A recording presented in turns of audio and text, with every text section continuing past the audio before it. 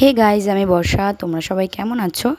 আমি তো খুব ভালো আছি। আমি যেহেতু টিউশন পড়াই, তো আজকে আমার 12টার টিউশনটা অফ ছিল, তাই আজকে খাওয়া দাওয়া কমপ্লিট করে চলে এসেছি ঘরটা গোছাতে।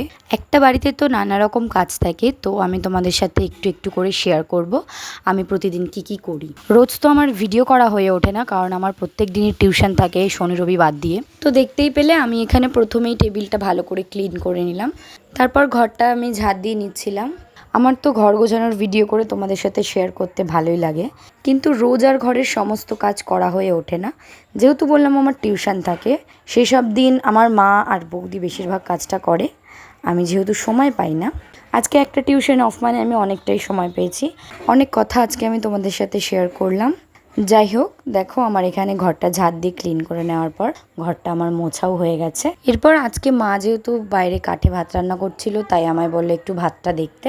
একটা বাড়িতে তো সারাদিন অনেক কাজ থাকে, সব তো আর একটা ভিডিওতে দেখানো সম্ভব না, তাই দেখা হচ্ছে নেক্সট ভিডিওতে।